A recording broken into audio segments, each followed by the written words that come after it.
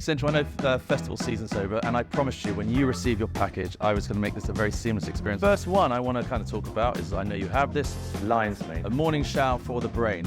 I always have this in a fasted state. Thousands of years ago, in the Tao dynasty, you had Shaolin Tibetan monks who would actually consume these lion's mane, and it would give them a higher and deeper state of meditation. If you think about like Kelly Slater, one of the greatest surfers of our generation, when he catches that perfect wave and he's in the barrel where time becomes redundant, it's complete and utter presence.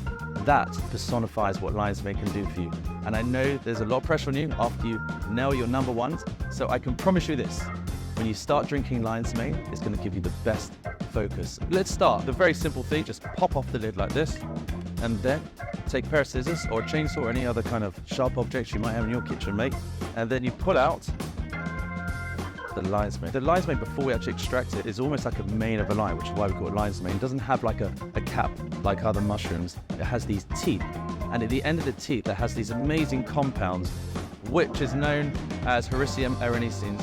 But don't worry too much about the science. All you need to know is that has been shown in the past by a wonderful mycologist by the name of Dr. Kashimigi. When he isolated these two compounds, he was able to prove something which was called nerve growth factor, NGF, which is the stimulation of new brain cells in the hippocampus, which is the thinking and creative part of the mind. And then that is the kind of the mind that you want to activate when you're nailing your next song. So look, here we go. If you can smell it as well, you've got this wonderful chocolatey. Some actually also say it's very caramel, and some also say it's very miso. But look, the one thing that some people don't do, what I'm doing right now, is you just literally, you dump all the lion's mane all into the tin.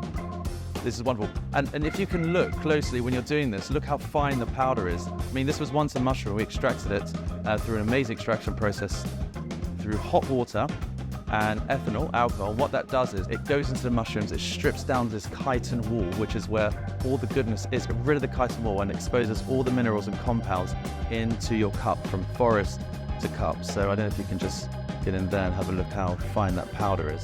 So what we're going to do now, I want to kind of basically show you how you make your perfect dirty brew. And it's so simple, but you know, people do ask the question. So you want 1 teaspoon, which is about 2 grams, and then you just pop in there. And actually, I want to prove something to you, which I think is actually important to note, how water soluble this really is. When I say water soluble, all I'm saying is that the moment this moment happens, the magic starts.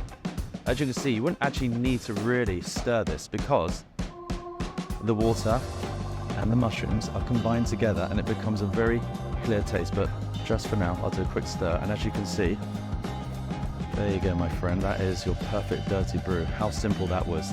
And with every sip, do know this, that your brain is going to thank you.